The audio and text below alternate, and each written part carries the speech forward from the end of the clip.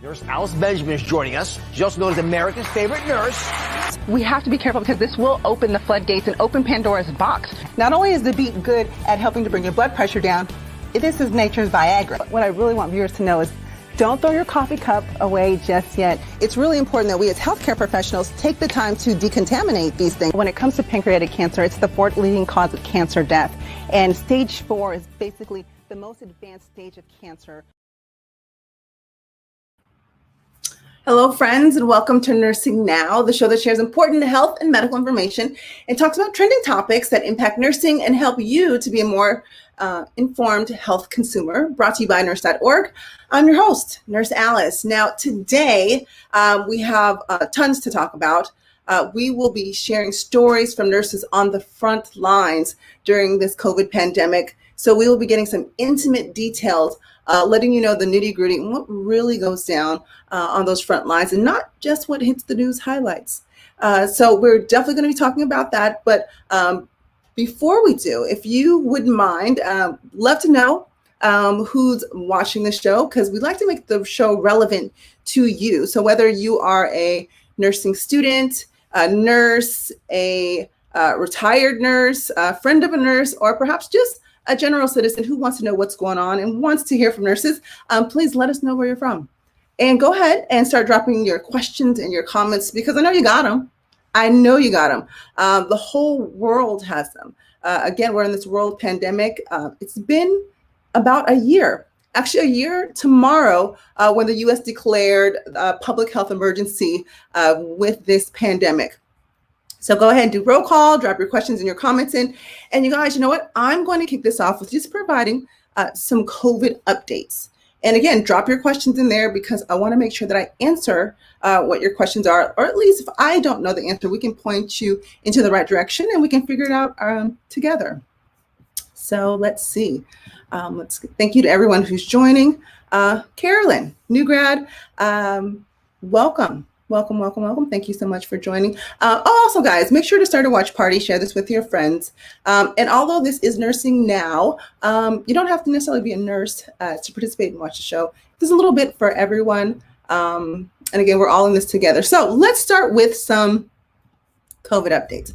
I don't know that anyone outside of Dr. Fauci who is necessarily an expert in this, and even he himself has lots of questions, but let's just kind of review let's go over some stats and some facts, right?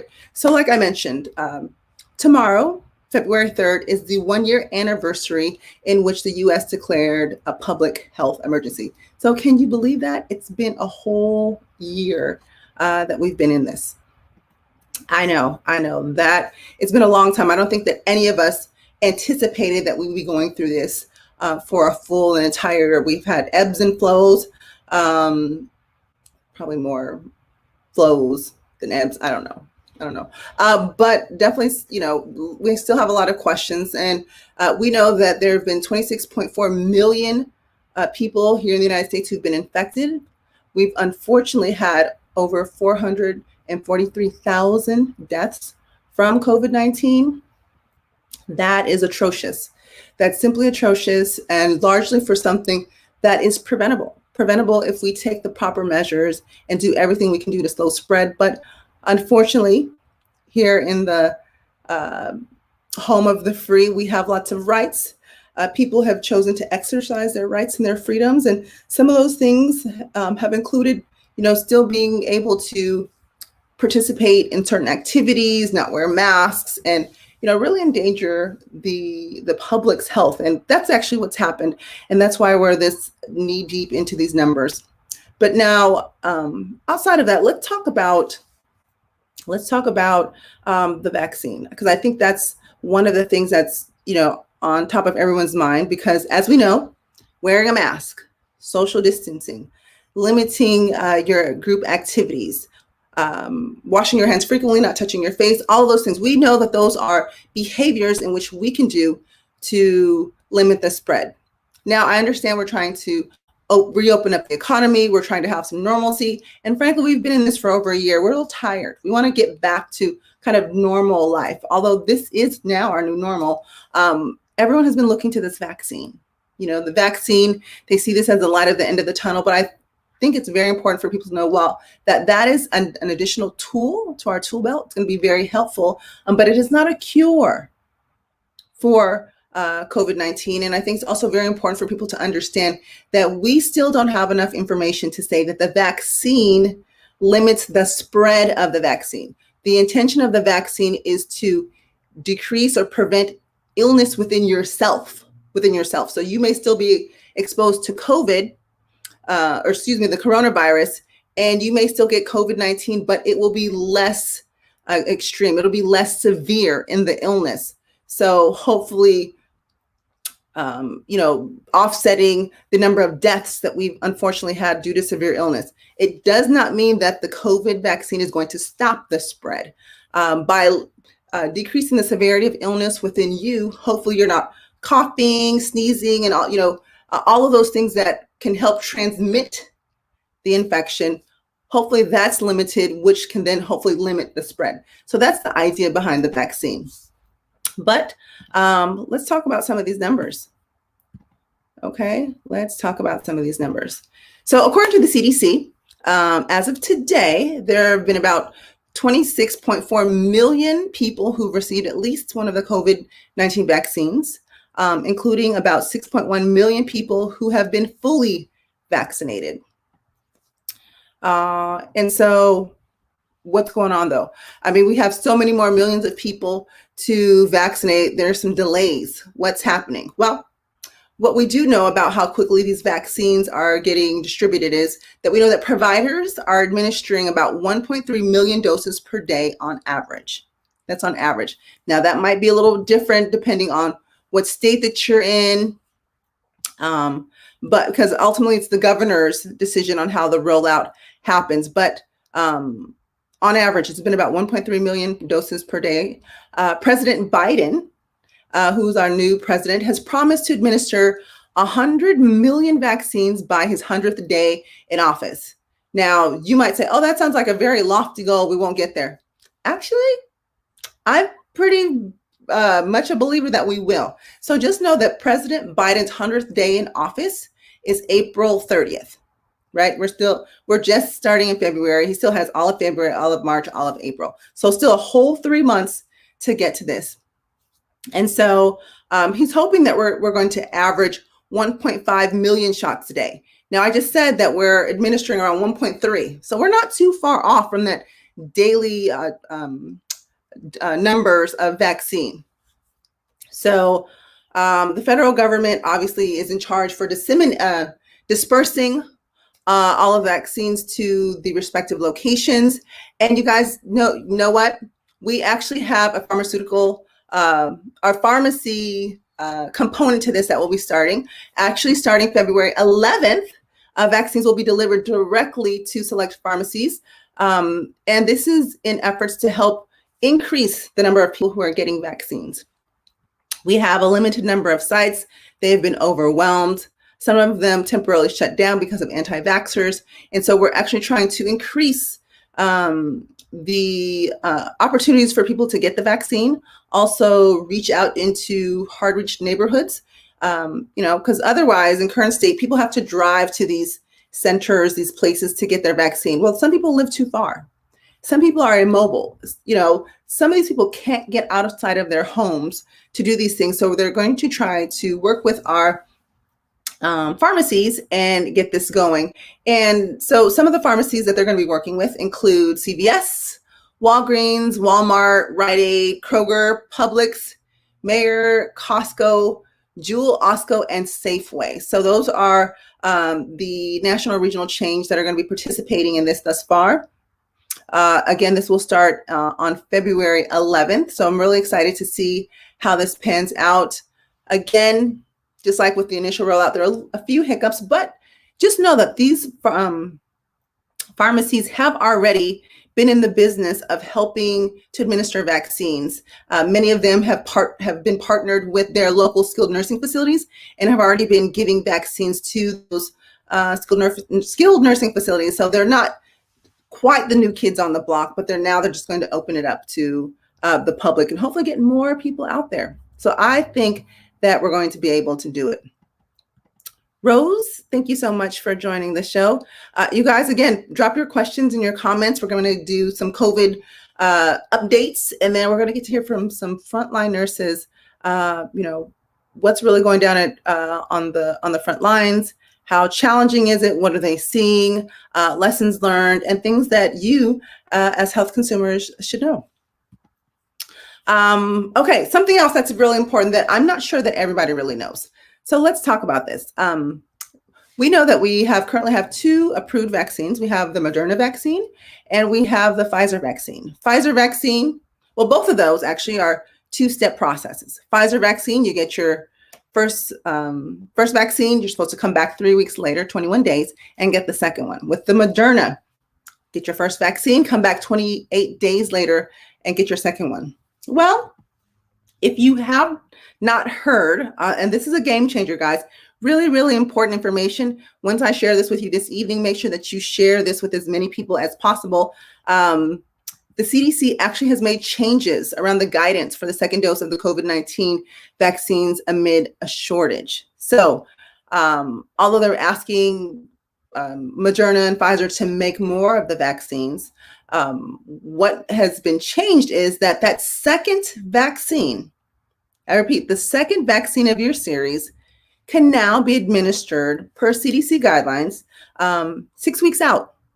So don't be alarmed if you go to get your first vaccine and they give you an appointment for 6 weeks later, because you're going to say, no, I'm supposed to come back in 3 weeks or 4 weeks, depending on your respective vaccine. Well, that's changed. So now you can get it out at 6 weeks, and that's what many places have been doing. Part of that is to buffer the shortage. So taking as many vaccines that we have now and getting everyone at least their first dose, spreading out the time to allow for more vaccines to come in, and then administering the second vaccine to people. So no, now your appointment might be 6 weeks out. But in rare occasions, there have been some exceptions, and this was in the studies. There's kind of this +4 or minus type of thing. So even originally, when we had a respective 3 weeks and 4 weeks, they said, oh, you can get your vaccine 4 days before, 4 days after. That's what we were initially gunning for. So if you're someone who has received the Pfizer vaccine and you're due back 21 days later, don't be alarmed if that appointment comes a little bit earlier. And actually, I've heard of people getting appointments for their second vaccine at 18 days with the Pfizer vaccine. So you're like, oh my gosh, 18 days, that's too soon. Well, that's kind of within that 4-day plus or minus of the original time slot. So I know. Sounds a lot confusing, but it's going to be very important that we sift through this because, and I'm going to talk to my nursing and my healthcare community real quick. People are going to ask us about the vaccine. We might be working on the front lines. I work in ICU, ER, I do critical care transport. I'm not necessarily giving the vaccine, but people are going to ask me because I'm a nurse.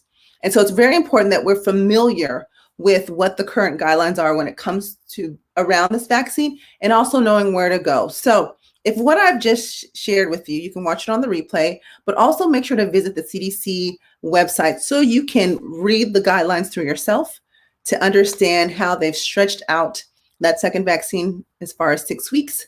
But to not be alarmed that in a few cases, people might get that appointment actually earlier, 4 days earlier than what the original timeline was. So that's an exception. Something else that is important to know.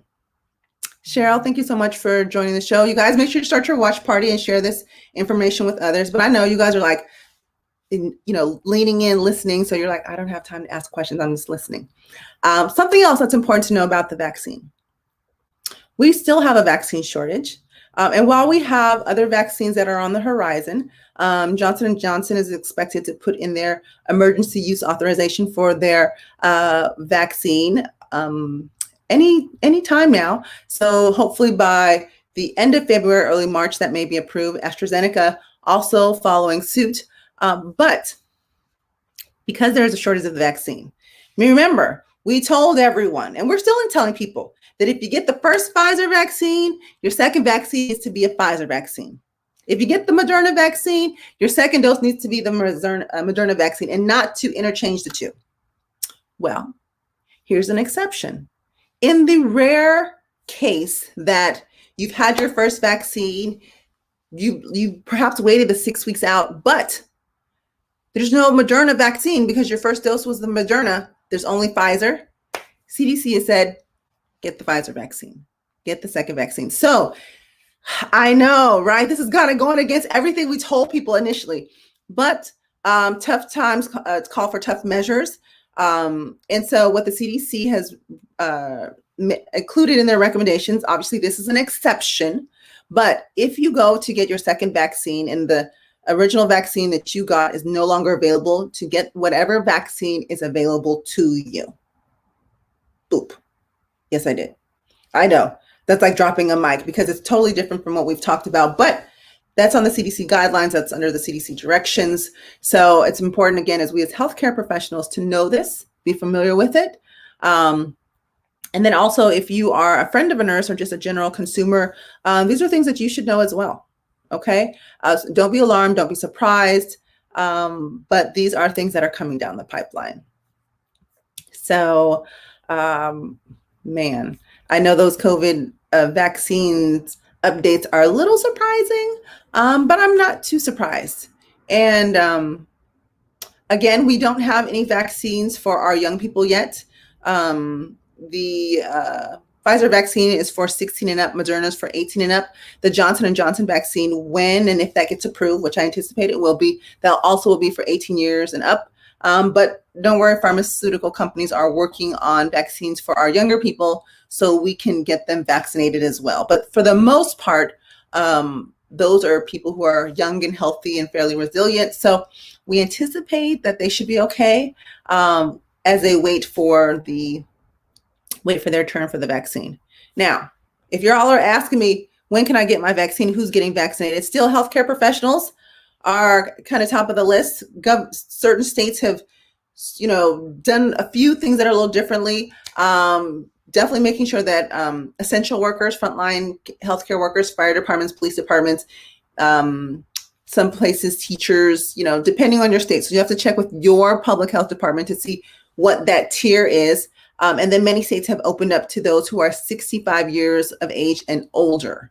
Some people have a little more strict guidelines, for example, 65 and up with certain conditions. But again, check with your public health department. Those are general, vague, broad strokes of who is eligible for their vaccine right now.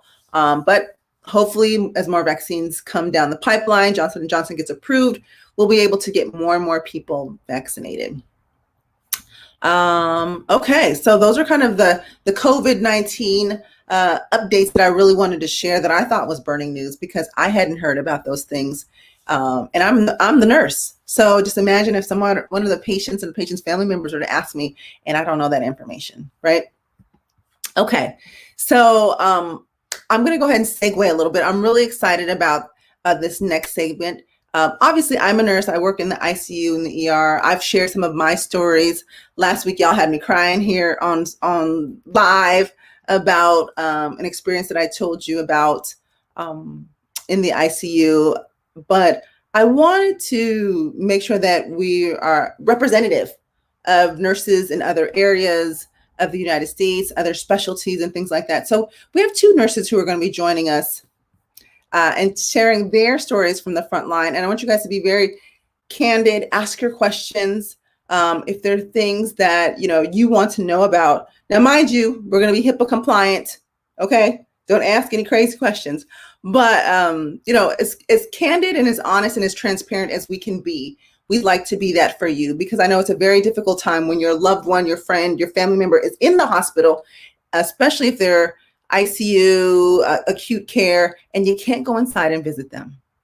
That's challenging. And not all facilities have the opportunity to FaceTime or have iPads to do that type of, family sharing. So it can be very challenging. And I wanted to bring on two nurses who are voices in the community. They're very well respected in our community. And let me give you a brief introduction of who they are. Actually, I can show you better than I can tell you. So let me get going here. So, and y'all bear with me. You guys know this technical stuff can sometimes slow me down a little bit, but it's not gonna stop the show. So the first nurse that I'm going to introduce, you guys have seen her on social media, and I absolutely adore her TikToks. I mean, they just like bring me life in such a very tragic, sad and depressed state that we may be in. And we have this nursing humor. I think I believe that her TikToks and her videos have definitely made people smile in times where it's very hard to smile. So I'm going to be introducing Kalita Raphael. She's a registered nurse, but you know what? You've probably seen her on Instagram or TikTok. So let's take a look at her videos and you tell me if you've seen her or not.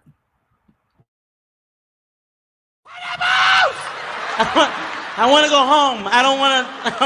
I want to go home.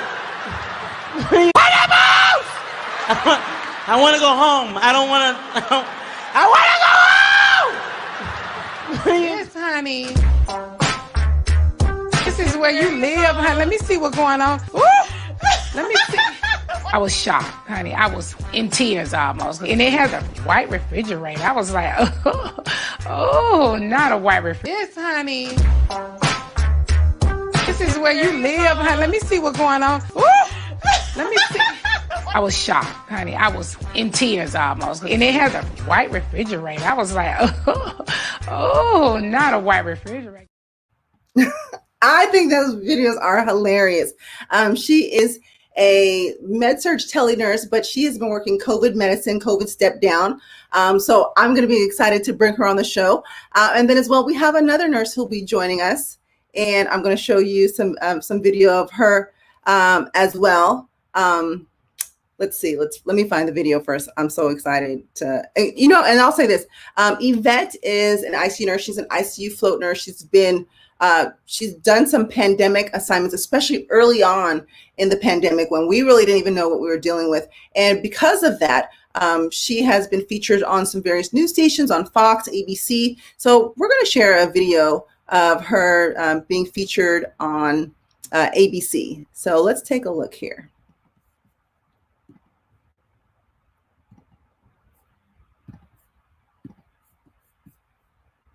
ICU nurse Yvette Polemiki doesn't just share a birthday with her twin sister, she shares a profession. Her sister, who is living in Miami, sent Yvette a text one day. And she said, hey, New York needs nurses really bad. I know you can free up your time. She says, I'm thinking about going.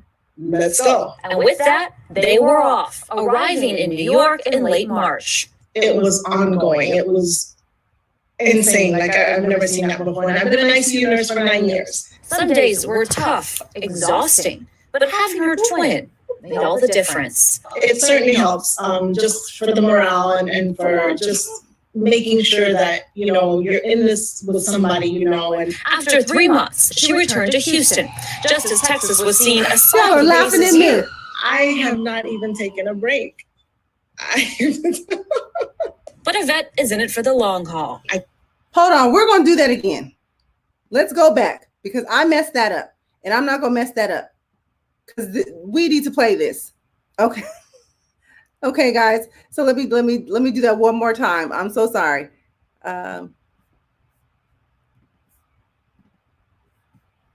ICU nurse Yvette Polemiki doesn't just share a birthday with her twin sister, she shares a profession. Her sister, who is living in Miami, sent Yvette a text one day. And she said, hey, New York needs nurses really bad. I know you can free up your time. She says, I'm thinking about going. Let's go. And with that, they were off, arriving in New York in late March. It was ongoing. It was insane. Like I've never seen that before. And I've been an ICU nurse for 9 years. Some days were tough, exhausting, but having her twin made all the difference. It certainly helps, just for the morale and for just making sure that, you're in this with somebody, And after 3 months, she returned to Houston, just as Texas was seeing a spike in cases here. I have not even taken a break. But Yvette is in it for the long haul. I got here, I was still in it. And so to jump right back in it, it's like I never even left. Okay, I know. Sorry, technical difficulties, but I needed you guys to see that video so you could see the work that Yvette had been doing and how she'd been featured on these national networks for her courageous work. Again, this is the beginning of the pandemic where we really didn't know what we were dealing with, and she just stepped into the belly of the beast to get out there. So without further ado, I'm going to bring these two ladies onto the show with me. I'm really excited. Please welcome to the show, Kalita and Yvette. Hi. Hi, ladies. Thank you so much for joining us. Hold on real quick. I want to hit some of these comments as they were playing your videos. Michelle, thank you so much. I know I celebrate them too. They're amazing. Nurses definitely rock for sharing. There we go. Yvette, yep. Okay, look, there we go. Yvette has her whole family crew watching. Love it. And you guys, I have to say, these ladies, myself and nurse.org, we had these ladies come on the show because we respect what they're doing. They're very experienced nurses. They're on the front lines of the pandemic, taking care of very, very sick patients. Kalita, I mean, you mentioned your whole unit is COVID, right? Yeah. So she's working in COVID step down. And I'll say this, while we are in a pandemic, we still have other people with, our heart attacks and strokes and things like that. But the hospital is overrun by people with COVID-19. And these ladies are, putting themselves on the line. And we appreciate that. We salute you guys. And we just wanted to kind of just jump into this and hear the stories from frontline nurses. We hear a lot of them on the news, right? A lot of stuff on the news, highlights, and they talk about what they want to talk about. They take their stories, they spin them how we want to spin. But this is a nursing show, which we still welcome you if you're not a nurse. Obviously, we want to share, but this is a chance to get the tea, the real inside scoop of what happens at Ground Zero. Each of these ladies are going to share a story. They have several stories, but they're going to share a story or two about what they've experienced at the front line, how it's made them feel, and all of those things. So if you guys have questions, this is your time. And especially if we have nursing students who you're entering in the field and you want to know what it's like, this is your chance to answer those questions. Chantel, was it a mental thing for you also? Okay, so want to know how nurses are, what are nurses thinking? How are we getting through this mentally, emotionally, and all of those things? So Kalita, let's just start with you because I'll just want to say, you created, and I don't know if you were doing these TikToks before pandemic or was it after pandemic, but I have to say, even outside of what you do as a nurse on the front lines, you found time and energy to create these videos that are making people smile in times where it's hard to smile. And I wish, I need to tag Kevin Hart and Nene. You did the Nene one. I love the Nene one. Really love it. So, okay, so let's do this. So we'll start with Kalita and Yvette. Well, then we'll come to you. But Kalita, tell everyone a little bit more about yourself, your experience, what you've been doing during this pandemic, and how you kind of came to doing some of these videos. Okay, so I'm a registered nurse in New York. I've been in nursing pretty much my whole life. I started in nursing at 16 in an LPN program. So actually, this is my 9th year licensed as a nurse. And in March, when the pandemic started, we kind of just were like thrown in there. My unit was always a high acuity med surg unit as well as a progressive care unit. So we always had a large volume of respiratory patients, but varying patients. But in March, we were told that we were going to be the designated COVID unit until the whole hospital became COVID. The ICUs were overrun and we became ICU overflow. So that's when we were rapidly trained to become step-down nurses, learning about things like drips, vented. We had vented patients, but a different quality of vented patients. And it was a very difficult transition. So, Kalita, let me ask this. You said that you were, during this pandemic, you were required to learn these new things, more drips, other things. What was that like? What were you and your staff nurse, fellow colleagues thinking like, what? I mean, I don't know. What were you thinking? Yeah, that's scary. The way that my colleagues are, we're such a strong team on my unit that it was a matter of, we need to do what we have to do for these patients that are coming in. Everybody is feeling it. Everybody's burnt out. We need to learn. So when the classes came to us, we just started and we ran with it. The second they told us we were becoming step down, it was don't fall back, come in. And we didn't lose nurses. Nurses kept coming to work. People didn't take their leave of absence. They just came and were ready. The most challenging thing, though, is we had a lot of new grads on the unit. So I work night shift, and my hospital tends to onboard night shift, new grads onto night shift. And it was tough. This was the first time they'd ever seen intubations. They'd ever seen codes.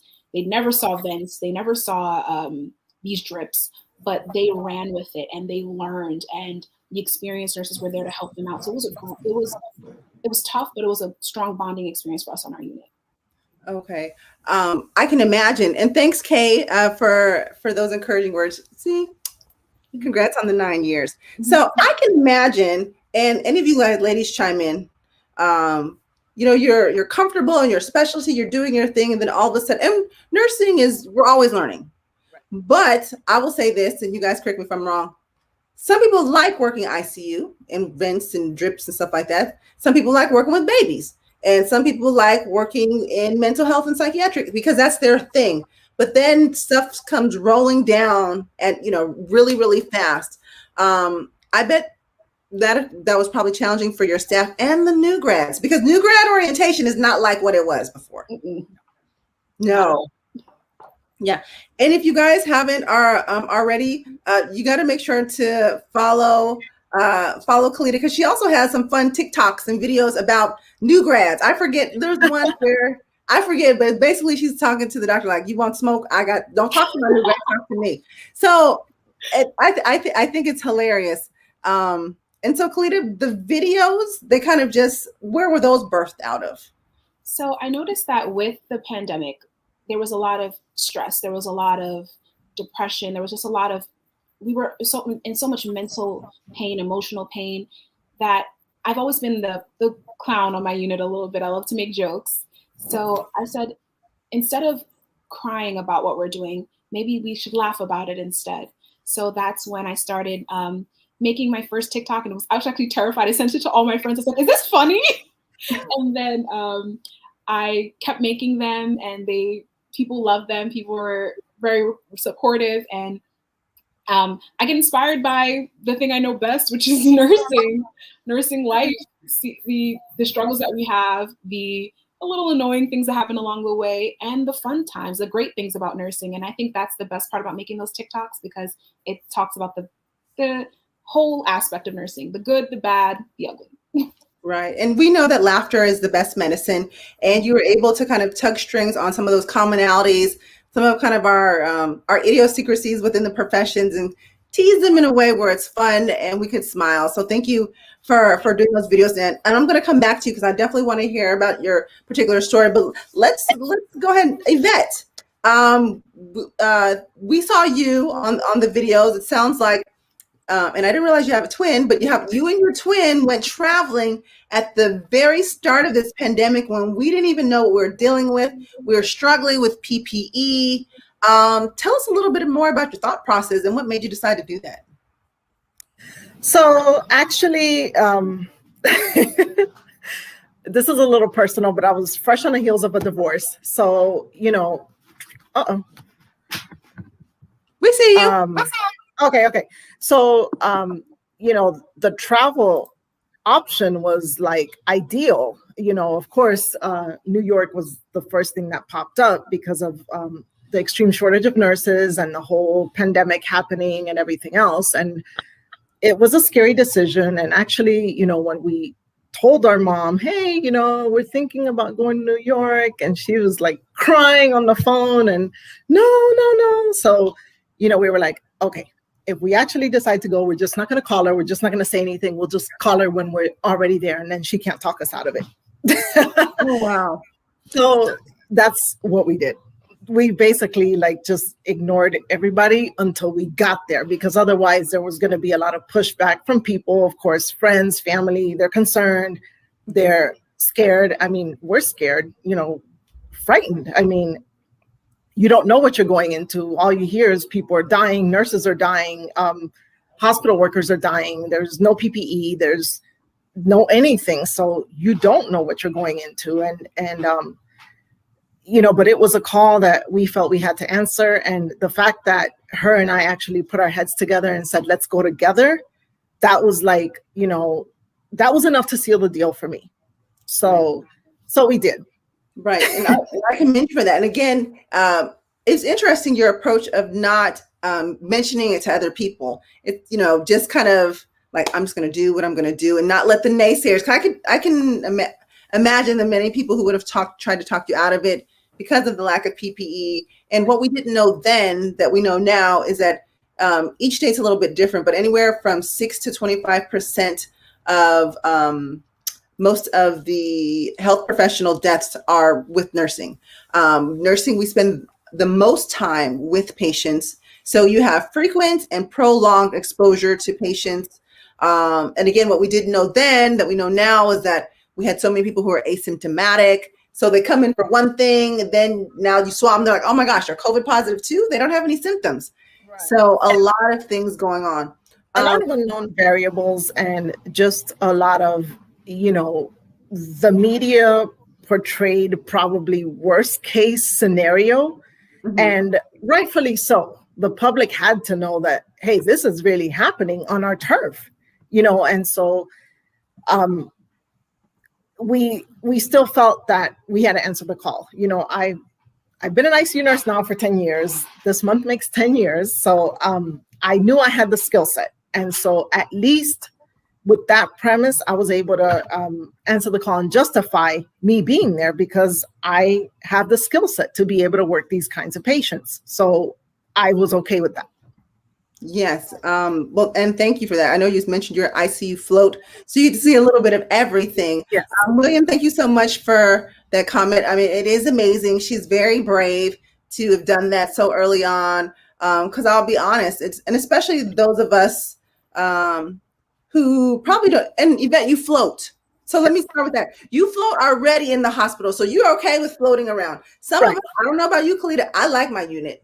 I like my space. Yeah, I know what everything is. Now, obviously, I've gotten out of that, but my preference would be that I'm on my home unit because I know where things are. It's either you have the floaters or you have the don't ever touch me, don't move me, don't do it. Oh, and so, actually early in my ICU career at the 2-year mark, which was the time that I was allowed to, join the float pool for ICU because I worked at a level 1 facility, which is very large in Houston. I started right then at the 2-year mark right away. And it was daunting. It was scary. But I said, if I don't go in now and do it, I'm never going to learn. I'm never going to know what it's like. And I want to be well-rounded because I want to be able to go anywhere and find my way. And I mean, honestly, nursing is universal. Wherever you go, you're going to assess, you're going to give meds, you're going to, look at orders. You're going to do certain things that are the standard of care everywhere you go. Mm-hmm. Everything else is variables like supplies and people and other things that you can kind of work around. So. Right. And so I know you guys probably have tons of stories to share. I can't wait to get into them. But just real quickly, I wanted to answer, Yashamika had a comment here. Many new grads are not getting clinical due to COVID. So I'll answer for that. I can answer for that. Yeah, but let me just say real quickly, part of that was a safety reason. So I've been clinical faculty, and part of it is at the start of this pandemic, we didn't have enough PPE for our regular staff. So to introduce nursing students and just really unsure of how it would impact them if they got infected, we really want to limit exposure. Just like we don't want you to gather, we want to limit exposure. So that was some of it. And I think different hospitals have different thresholds for who's letting students in and out. Some hospitals are doing it, some are not. It depends on your state and kind of what's going on in your community. Some places are really spiking with COVID-19 cases. Some, their cases are pretty well handled. So I think a lot of that plays a role in it. Go ahead, Yvette. You were gonna comment on this one, and then I want to hear what you from you, Kalita, on students and things like that. So actually, it's funny that Yashamiko brings that up because I just finished training a new grad last week. I finished his orientation, And so it was a challenge. And I understand what she says, where the new grads didn't get their last portion of clinicals due to COVID. So they're already coming in with less exposure and less, knowledge per se, because they didn't get that clinical experience that you get in the last semesters to kind of round out your whole nursing school curriculum. And so we've had to, go back and kind of tailor orientations. And, it was hard. It's, you have to say, okay, this is, the standard, but due to COVID, we have to modify this, and that, and the other. And so now you have a new grad who's just looking at you like, oh my God, so what do I do now? And because classes are cut short. A lot of the didactics and the training that you get in the classroom and videos, that's out. I'm not gonna say it's completely out the window, but it's abbreviated. I think a lot has moved online. Kalita, what are you seeing with new grads in your facility, in your area? So the new grads that started with me, they had a little bit more experience, but the ones that are coming in right now, what our hospital does is they are giving them some exposure onto our unit, and then they're floating them to any units that are non-COVID so that they have an experience dealing with general medicine patients. Because prior to COVID, my unit dealt with a lot of dialysis patients, cardiac patients, especially because we dealt with telemetry.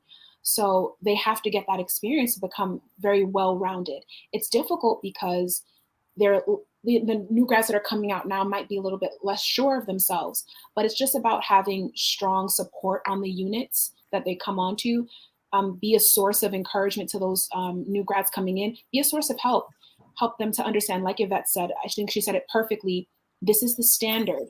This is what we have to work towards.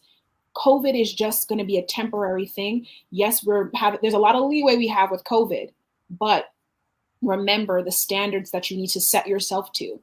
And that's why I encourage a lot of new nurses, just because we're COVID, hold yourself still to a specific standard. Right. Yes.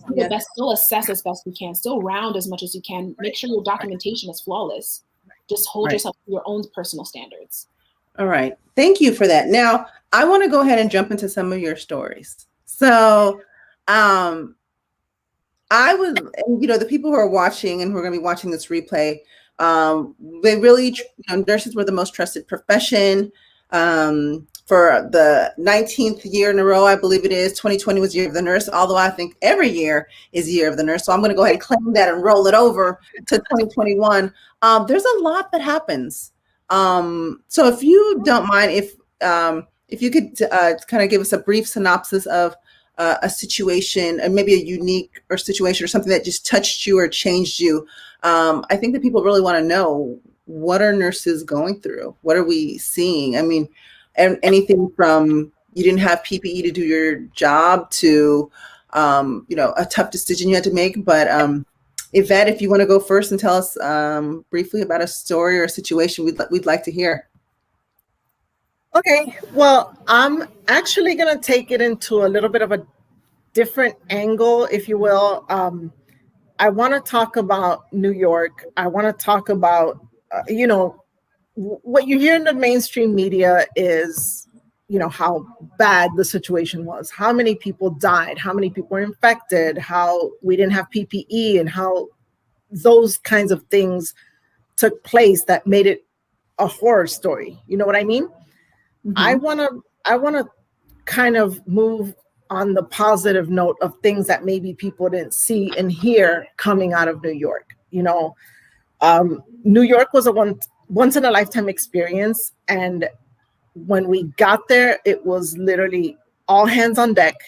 It didn't matter what your title is, if you're doctor, you're nurse, you're CNA, you're this, it didn't matter. If you had a skill set, you took the lead and you took the reins that day and you teach everybody else and you support everybody else, and everybody helps do their part with whatever they're good at, whatever their knowledge base is. And, I had doctors, helping me, do bed baths and change linen on patients and turn patients and all these different things. But again, it didn't matter. It was just, we're all here. We're all in this. We need to keep each other safe and keep our patients, alive to the best we can. And that sort of teamwork, I haven't seen anywhere else. And of course, we haven't had any situation like that ever in healthcare as long as we've been alive. But I just wanted to speak on that because, everybody, again, always talks about, the lack of this and how horrible it was. And I didn't necessarily want to come in with a horror story just because I wanted to really acknowledge what my experience was and what it did for me. And while the situation was disastrous for patients and for healthcare workers as well, because we were getting sick too, just by sheer exposure. Thankfully, I never got it. And I'm so thankful for that. But, several of my colleagues did. And it was, it was not nice for them. But yeah, I wanted to just say like that changed me and it gave me kind of like that glimmer of hope that, like team healthcare, healthcare can be collaborative and should be. And when we all work together like that, we did the best we could. And that was that. And everybody went home with that, we right. It sounds like all hands on deck. All hands on deck. Sure. As long as you got a pair of hands, let's go. Let's move do it. Something. Whether you're in the position, come on, we got to roll this patient over here. We got to do this. Doesn't matter. No, listen. It was the best show of support, show of camaraderie. When the military stepped in, the military stepped in and the same thing. It was just that principle of we're all together. Let's go.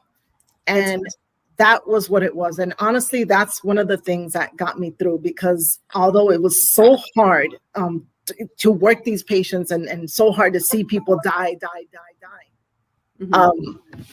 It was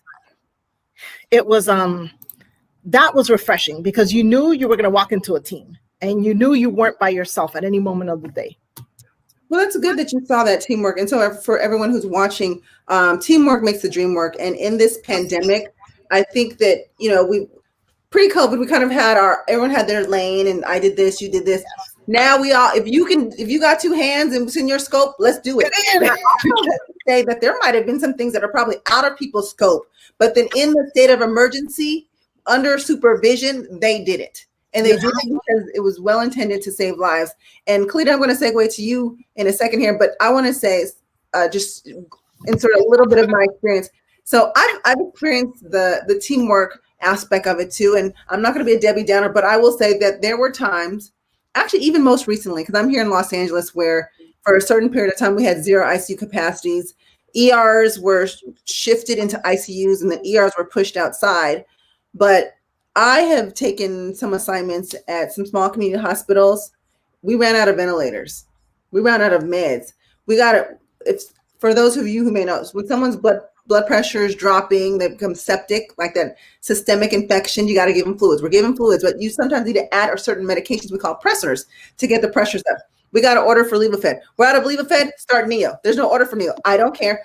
We got to start Neo. So we just were operating with what we had. It was all well intended.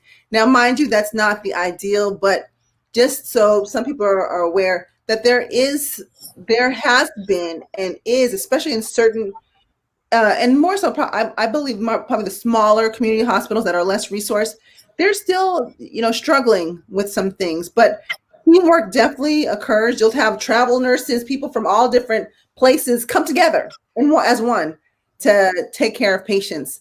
But that's a good thing to see. Now, Kalita, so you're on a pandemic unit. Oh yeah, everybody's on a pandemic unit. So, if I get this understand correctly, everyone on your unit has COVID. Is that correct? Every patient. So it's a COVID designated unit. You have COVID, you're going here. Yeah. So how that happened was during the beginning of the pandemic. So March, we were all the units were converting rapidly. So one by one, each unit was becoming a COVID unit. And then because of our skill set and because of the fact that we dealt with respiratory patients for a while, we were COVID ICU overflow. And this was until about mid-June. In June to September, everything was fine. You know, we would get COVID patients here and there. We converted back to medicine, and it was a little calmer. But then September and spikes happened again in New York, and we were the first unit designated and the primary unit for months, actually, where we dealt with all the COVID patients that came in. Then as numbers started to rise again, we opened up more units. So it was us in the ICU and the ER pretty much feeling that, that pressure at the time. So definitely lots of pressure. Now, let me ask you this, because the general public, I'm sorry. Oh, okay.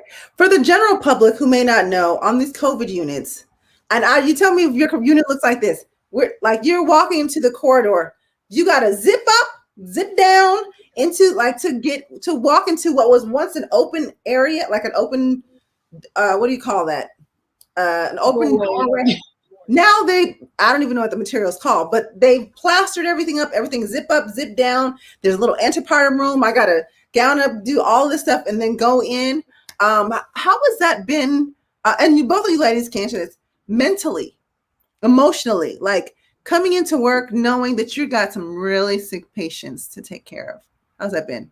It was, I think for me personally, it was very tough. And so my mom is also a nurse, and she knows the type of nurse that I am. So she would like call me in the middle of the night on my shift, reminding me to put on a mask, because if somebody needs me in a room, my patient or my coworker's patient, I'm running in.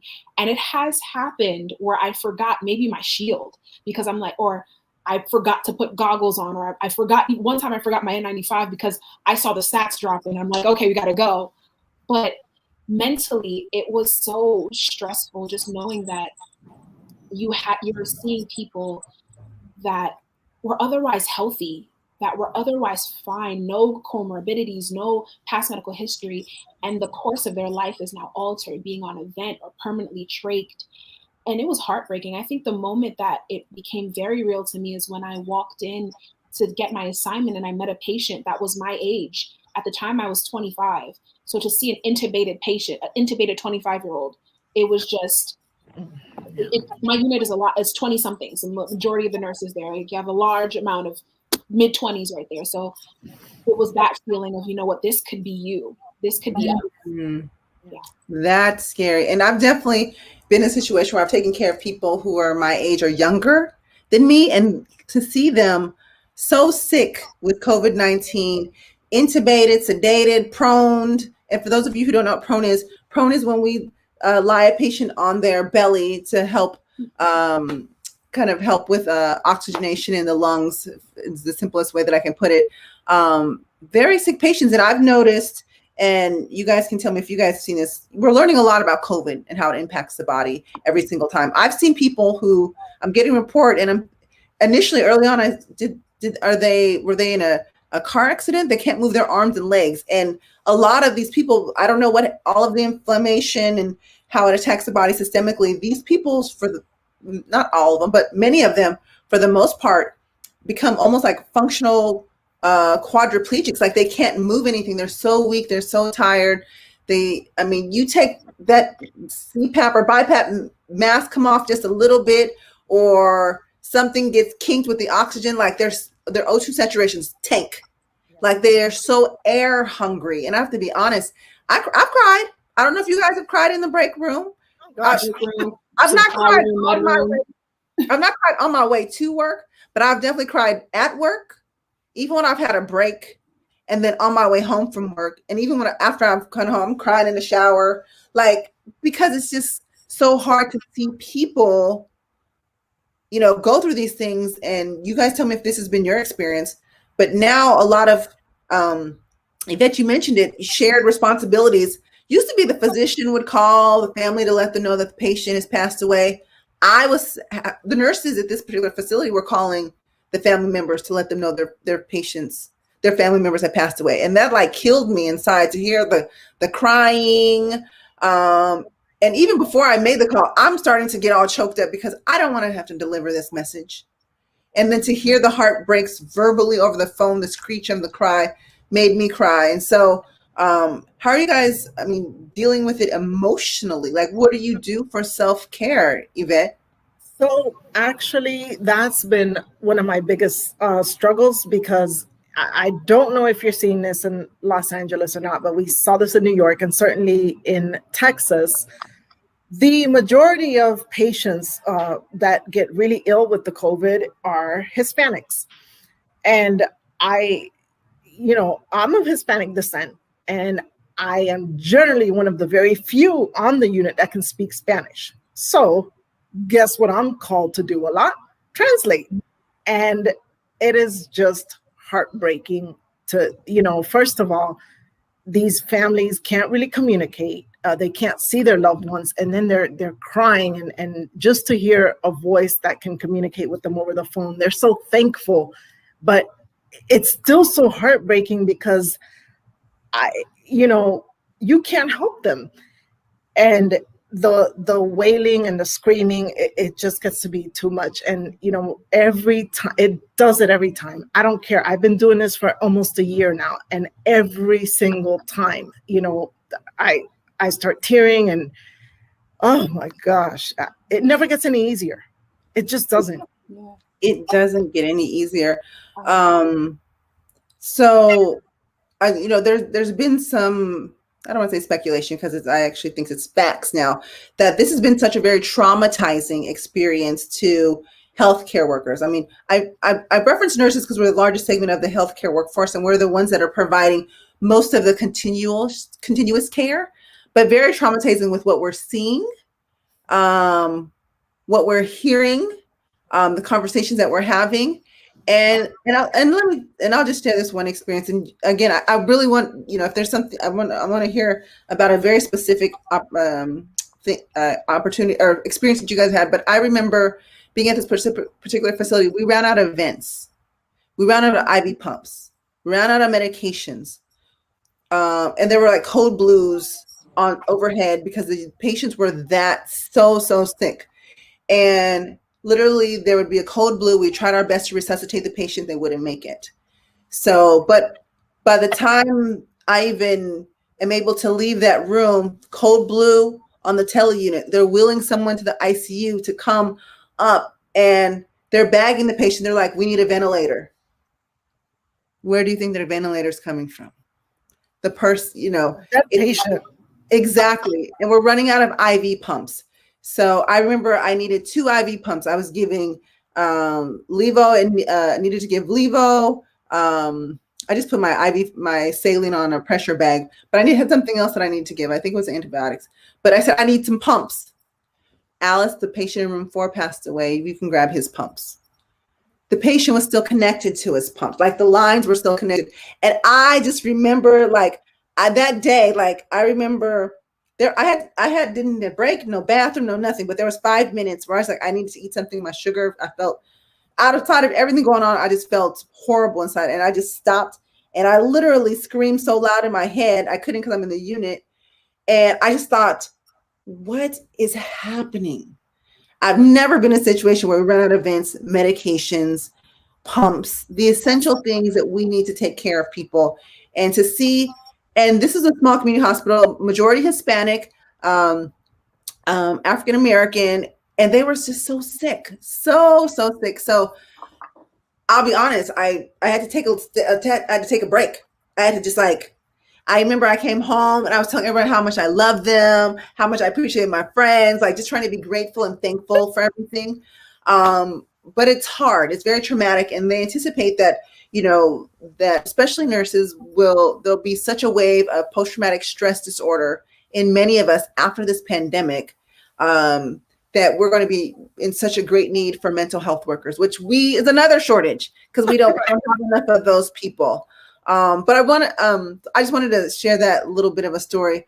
But Kalita, there's got to be a particular story that stands out in your head that you remember. And we're running short on time. I'm so sorry. This got really, really good. But if you can just tell us real quick about a story that you remember, and then the lesson that you learned out of that. I think one of the stories I remembered, and that story kind of brought it to mind. I had a patient, and I had him the day prior, on the Friday. His daughter called the patient's daughter called and was talking to me and asking how they're doing, because this was just a fresh ICU transfer. So I was trying to be positive, and I was like, you know what? But seeing the notes that I'm reading, the signs that I see, things are looking good. Things are looking great. I was off on Saturday, came back Sunday. Got to work at 6:30. I walked onto the unit, and they're saying there just was a code, and I was like, okay, what patient? And it was that patient that I had on Friday, and that patient was coding in that moment while I was coming into work, and this was supposed to be my patient again that night. And I remember after everything happened that they said that the physician had spoken to the patient's family, speaking to the daughter. And that moment, I found out that the family member was a 16-year-old girl. Yes. And so. So right then and there, they were like, oh, they need to come to the hospital to at least say last regrets. And then they said, you know what, we're going to do this via Zoom. And I remember begging my charge nurse to please, I cannot go in that room to put that patient to do the Zoom conference with the family. I can't do it. I was like, for the first time, and I'm somebody who I don't like to cry in front of people. I was going to the supply room or to the bathroom, just try to hide away, because I want to be the strong person on the unit. Right. Help as many people as I can. But in that moment, I was like begging her with everything in me to please, I don't want to go in there. So they ended up calling an ER social worker to come do the Zoom conference with that family. Postmortem care right beforehand. They did the Zoom conference, and she came out and she was crying, and the two of us were just hugging each other, like forgot about social distancing for a moment, and just were remembering that, you know, real lives are being impacted right now. But not only just the patients, but their families, and it's nothing that we'll ever see again. And I never forgot that. And hearing Yvette's story just like brought that was the first thing that came to mind. Yeah. I'm getting a little teary-eyed because I had to call, and the daughter was 14 years old. And so this is one of the hardest phone calls to make. Oh my goodness. Yeah. You know, it's I didn't mention that when I got to the particular facility in New York, the hospital was so packed with ICU patients. It was literally one big ICU ward. Every floor was ICU patients. So they had to open up ancillary units, you know, in recovery rooms and other areas to just house patients. So we opened one of those up. So the entire shift, we were in PPE, full gear. And so crying was barely an option, because you're crying, you can't wipe your face, you can't, you know, your mask gets soggy and the straps break, anything happens. And it's like, it was so hard to keep it together, because it's not like you can step out and run to the bathroom, take your mask off and come back. Like it was a production just to get in there. And then you had to stay there. And, you know, these patients are just in stretchers and, you know, like you said, no IV pumps. I didn't see a respiratory therapist for, you know, at least a week or two, you know, when I got there, because there were none. There's 2 for like, you know, 400 patients. Like, that's insane. And, you know, it was just the ventilator situation. That was a struggle. The IV pump situation, med supplies. I mean, it was all, oh gosh, it was a bit much. The same thing with like finding respiratory therapists. Like this is the moment you learned how to titrate everything yourself. You can't wait for somebody to come in, because you got to do what you have to do. They're not coming. You know, there's somewhere else. The running out of vents was the heartbreaker, because I was calling providers like, this patient's O2 status 80, 70. And they're like, there's no machine I can give you but this non-rebreather that's on their face right now. And I think one of the things that I learned from it, you asked like the lessons we learned, I came home and I was just like hugging my parents. Like, you know, this could be this, like, my mom was worried about me. I'm worried about her. We work 4 blocks away from each other, but her mind is on me and my mind is on her. She doesn't deal with COVID patients, but she's freaking out. And it's just remembering to appreciate the people around you more and more. Yeah. Absolutely. I think that's very important. Appreciating our health, enjoying living in the moment, enjoying what's presently what we have, our health, the friends, our family. And I think it's really important. I know some of the people who are watching this now and who are watching the replay, not everyone is a nurse. So some of these stories you might have, we tried to give you some insight as to what it's like at the front lines. I mean, this will be one of very many, but I'm hoping that, and I think our guests did an awesome job at sharing their experience. And believe me, I know that they have a lot more stories than that. But I want to thank them so much for joining us here on Nursing Now. They have been amazing. Kalita, Yvette, you guys are, I adore you for what you do. And I'm a nurse too, but I feel like I can't thank my colleagues enough. I just can't, because y'all are showing up and showing out. And we, nurses as the largest segment of the healthcare workforce are working very hard and tirelessly behind the scenes to take care of people. Now, hopefully with this vaccine rollout, we know more about it. Hopefully people can take the preventative measures so they're not getting sick with COVID, but there's always one, there's always somebody. So we will take care of you, but please, we urge you, we implore you to take the precautions. But before we let these two lovely ladies go, if you could just tell us a little bit about where we can follow you, anything you have coming up, because we definitely want to support you. So Kalita, if you could just tell the people where they can find you. So I'm on Instagram and TikTok, Nurse K Knows. A lot of the things that I do, apart from doing the reels and TikToks, I actually do a lot of new grad and new nurse support because I felt like that was important with the pandemic. So I actually released guides to help nursing students apply to nursing school, and a book that I wrote, a little guide from student to nurse, helping them transition from being a student to a new healthcare provider. I also, I'm starting to do things like Zoom calls where I will help help people with creating their grad school interviews, because currently I'm a FNP student. So helping them prepare for things like that, helping them just have them work on different skills. And so that's something that I'm working on. So thank you so much. Thank you. We appreciate you. You guys make sure to follow Kalita. We have her IG and TikTok up there. So she's hilarious. She's a hoot. Make sure to follow her. And then also we have Miss Yvette. Yvette, tell us a little bit of what you got going on and where people can follow you. Okay, so my IG and Twitter are at NurseWeeHTX. NurseWe came actually as part of my nickname. All the little kids in my family started calling me Wee out of nowhere, and so that name just stuck. So I said, okay, I'm going to call myself Nurse Wee, and HTX means based out of Houston, Texas. So currently, as you know, I've been on the front lines for almost a year now, and I am working on my own little brand, and it's called Frontline Life, as you can see by the shirt.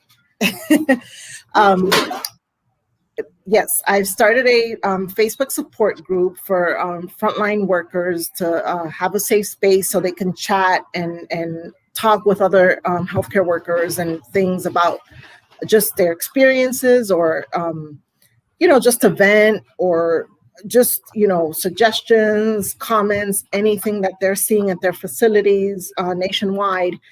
And that's kind of our little space where we understand each other and we provide support, because I agree with you, Nurse Alice, that this mental health deal is going to be the next big thing for healthcare workers, because this is traumatic, and we've never seen anything like it before, and hopefully we never have to. But to deal with it, you always want to make sure you have people in your corner. And I thought that maybe this was, one of the best things to do right now, just to start a support group. And I started a little product line. Show us your bag and cup really quickly.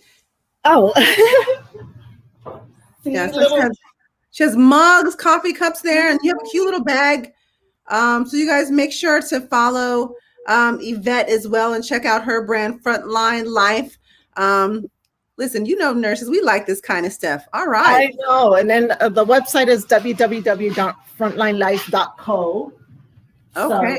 So it'll, I will be actually doing a virtual business launch next Friday. Oh, very good. Yes. So I love it. Very good. You ladies have been amazing. Again, thank you so much for what you do. I salute you also in your entrepreneurship. Nurses wear many, many hats, y'all. We provide the care. We do the hygiene. We'll adjust your ventilator. We got products. We got classes. We got it all. everything. So you guys, ladies, thank you so much. If you guys will just hold, I'm just going to close out the show. But thank you so much for joining us. We really, really appreciate you. You guys have been amazing. You guys, make sure to please follow those ladies and support them. They have been truly, truly amazing. We're going to close out the show really quickly, but I wanted to thank everyone for participating, your comments. Make sure that you share the live with the stream on your Facebook with your friends. You can tweet it. You can do all of those things, but we definitely want to get the stories out. And there are people who want to hear this information. Stories from the front line, as well as the COVID updates that I provided you. And want to thank you guys for your support. So like Cheryl, she says, it's so important that we can support one another, laugh, cry, and pray. God bless you all. Thank you so much. These ladies are working very hard, just like the other 4 million registered nurses and nearly 1 million licensed vocational nurses that we have here in the United States. And I'm proud to be working side by side with these ladies. Want to thank nurse.org for the platform. You guys, if you're not already following them, because you've probably seen this on somebody's page, it's shared, but make sure to visit nurse.org. They have tons of great information and articles. And to kind of complement the conversation we had, they have some great articles on burnout in nursing. They have updates on COVID and COVID vaccine. So make sure to check those out. As well, you can follow them on Instagram and Facebook. I have the handles up there. So make sure to follow them. And I'm your host, Nurse Alice. It's always a pleasure every Tuesday to chat with you guys. You can follow me on Instagram, Twitter, and Facebook at Ask Nurse Alice, and visit my website at asknursealice.com. So you guys, until next time, we're going to do this again next Tuesday, 6 p.m. Pacific, 9 p.m. Eastern Standard Time. I want you to make sure that you join us here on Nursing Now. Oop, there it is. But again, till next Tuesday, make good choices, be kind to one another, and live well, my friends. Talk to you soon. Bye.